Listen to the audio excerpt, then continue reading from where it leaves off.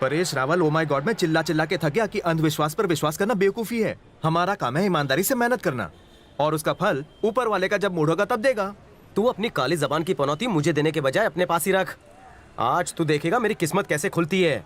मुझे बाबा जी ने बोला है आज मेरा दिन है। 2000 के लॉकेट के साथ 1000 रुपया बख्शिश दिया है।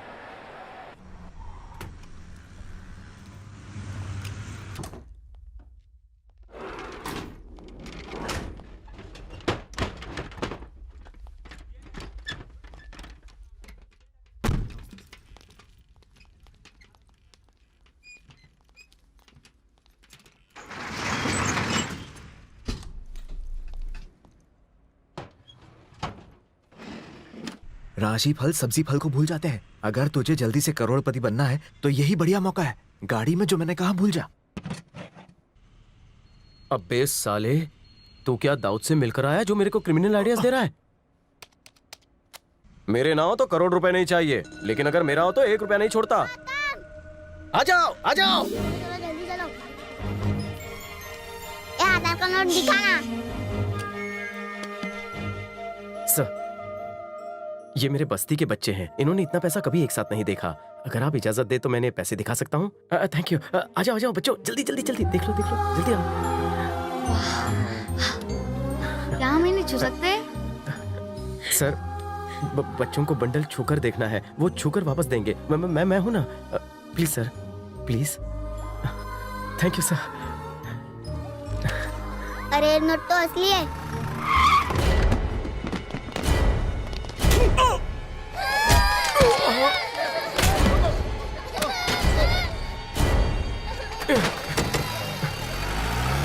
वो कहाँ गए?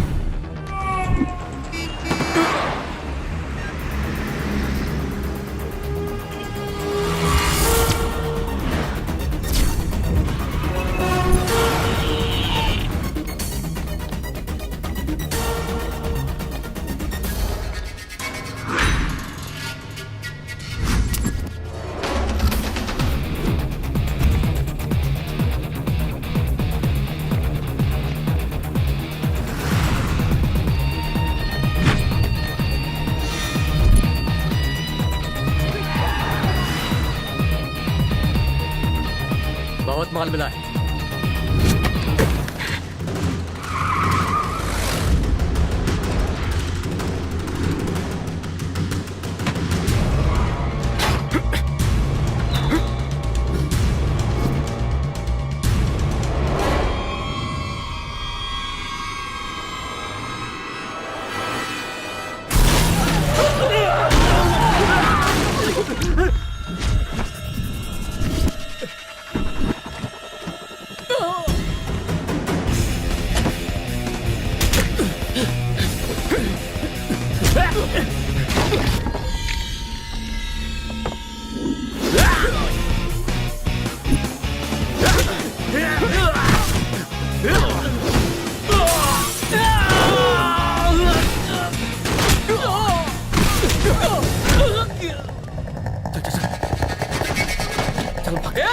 अरे रुको, कहाँ जा रहे हो?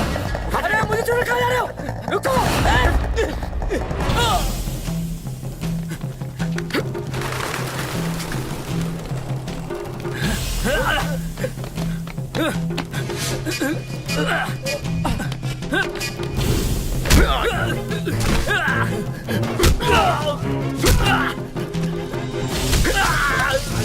मेरे पूजा के पवित्र नारियल को तुमने इन पर फोड़ा। शिव जी को चढ़ाए हुए 1000 नारियल मुझे केदारनाथ में अर्पण करने थे। अब मैं शिव जी को क्या जवाब दूंगी?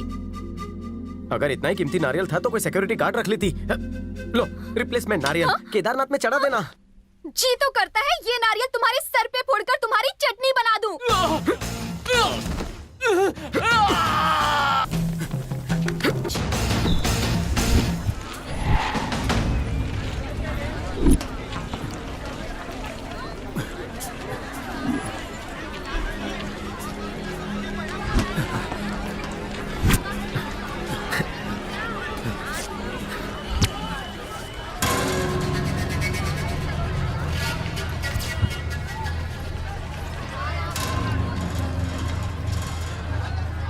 सुनो भाई, आपके पैसे गिर गए।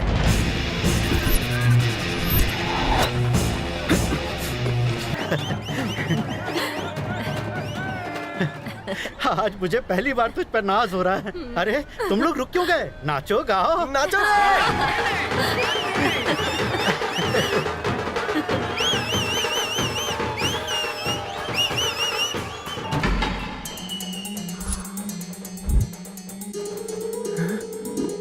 साहेब, सुपरवाइजर साहेब, ऑफिस ने यह फैसला किया है कि जो पैसे तुमने बचाए हैं उसका 10% तुम्हें इनाम में दिया जाएगा।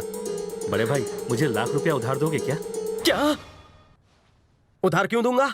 गुंडों को मैंने पकड़ा, ये मेरे मेहनत की कमाई है।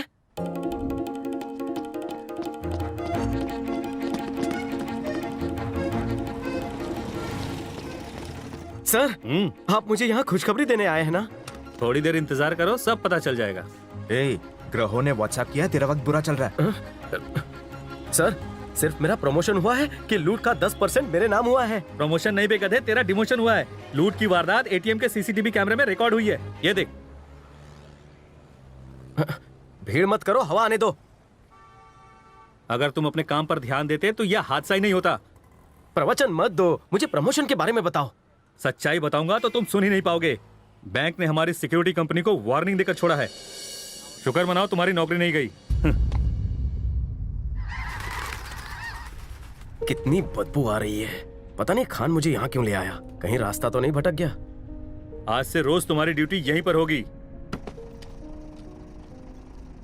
यहाँ पर? यहाँ कौन सा खजाना गड़ा है? खजाना छोड़, अब तू अपने एरिया के बच्चों को बुलाकर यहाँ खेल सकता है। यहाँ कोई कैमरा नहीं है।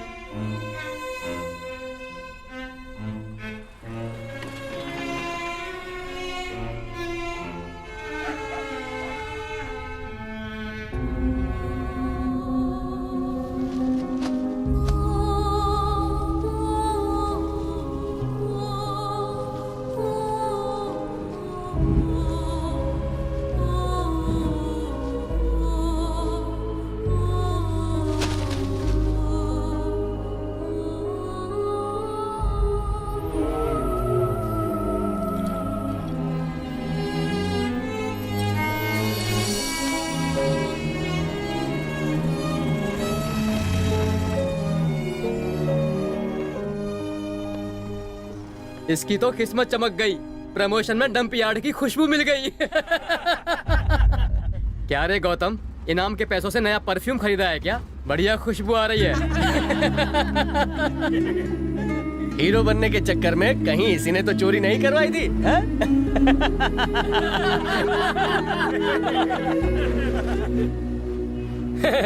बाबा जी की तावीज पहनकर इसने तो अपना रेप भी करवा लिया है।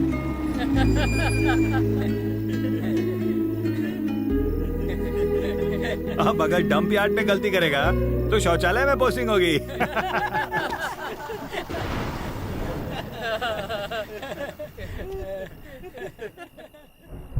सिक्योरिटी एजेंसी ने लूट की इंक्वायरी शुरू कर दी है। सीसीटीवी कैमरे के फुटेज से पता चला है कि सिक्योरिटी गार्ड गौतम के गैर जिम्मेदाराना बर्ताव की वजह से ये लूट हुई। लुटेरे तो पकड़े गए। आ गया बेवकूफ, अपने साथ हमारे बस्ती का भी नाम बदनाम कर दिया। ऐसे आदमी को तो यहाँ से धक्के मार के निकाल देना चाहिए।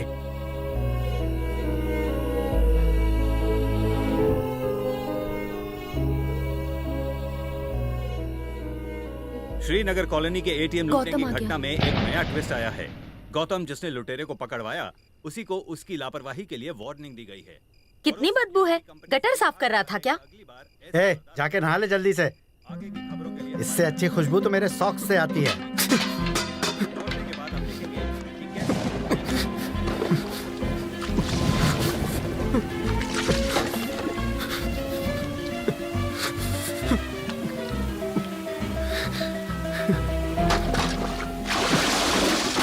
अब भी बदबू आ रही है। अगर आ रही है तो कसाई से अपनी चमड़ी उधेड़वा देता हूँ। आप एक पल के लिए बदबू बर्दाश्त नहीं कर पा रहे। मुझे रोज पूरा दिन उस बदबू में खड़े रहना है। आपने मेरी पढ़ाई बंद करवा दी। 4 पैसे भी नहीं दिए, धंधा कर रहे हैं, बात करते हैं।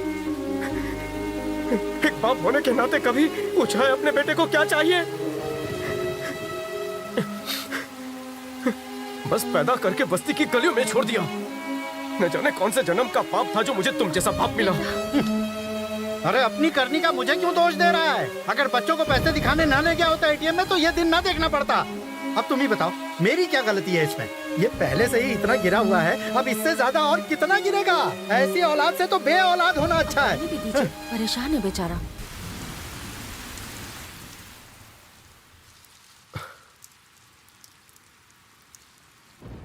बाहर से ज्यादा बरसात तो यहाँ पर है।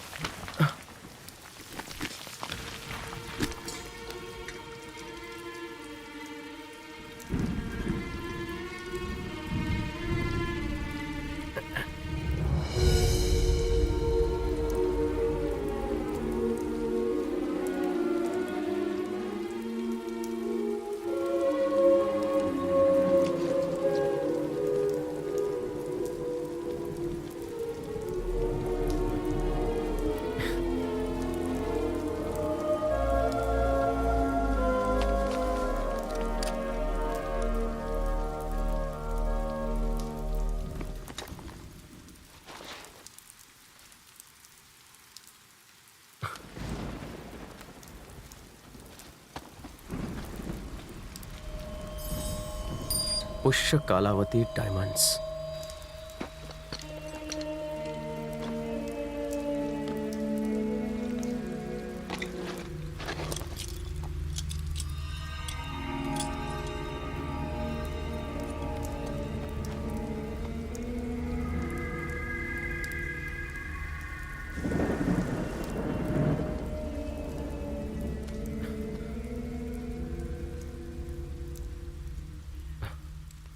मैं सत्यनारायण वर्मा इस वसीयत में अपनी सारी जायदाद अपने बेटे नरेंद्र वर्मा के नाम कर रहा हूँ। मेरी जायदाद में से घर और जमीन सब कुछ तबाह हो गया, बस किसी तरह 900 हीरे बचा पाया हूँ। आज 1947 में इसकी कीमत है करीब 60 लाख रुपए। इन हीरों पर सिर्फ मेरे बेटे का और फिर उसके बेटे का और फिर उनके वारिस का हक रहेगा और कोई इसका मालिकाना हक नहीं जता सकता। पापा पापा पापा उठिए ना। अरे क्या है? उठिए ना पापा। अरे सोने देना भाई। देखिए मेरे दादाजी आपके लिए वसीयत छोड़कर गए हैं। हैं? लिखा है उन्होंने आपके लिए 900 हीरे छोड़े हैं। एक काम कर, मैं तुझे सुबह लॉकर की चाबी दे दूंगा, तू जाकर वहाँ डिपॉजिट कर देना, ठीक है? अब मुझे सोने दे। अरे बाद में सोइएगा, उठिए। क्या है? जरा इस वसीयत पर एक नजर तो डालिए। उन्होंने हम लोगों के लिए 900 हीरे रखे हैं, पढ़िए। मुझे लगता था हमारे घर में सिर्फ एक ही पागल पैदा हुआ है। तेरे दादा भी सरफिरे थे, आज पता चला। बेटे, तेरे दादा ने शायद इतनी जायदाद मेरे लिए कमाने के सपने देखे होंगे।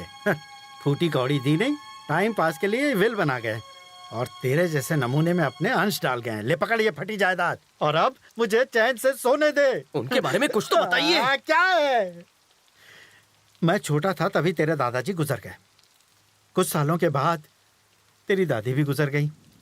जहां तक मैंने सुना था तेरे दादाजी मरते दम तक एक साइकिल चलाते थे, वो भी टूटी फूटी। अगर उनके पास हीरे मोती होते तो क्या वो इस तरह की टूटी साइकिल चलाते? सुन, मुझे तो लगता है उनके भी दिमाग का सर्किट उड़ गया था जो ये विल बनाई। वो तो मर गए, अब तू मुझे क्यों मार रहा है? जा जाके सो जा, जा वरना मम्मी को बुलाऊंगा।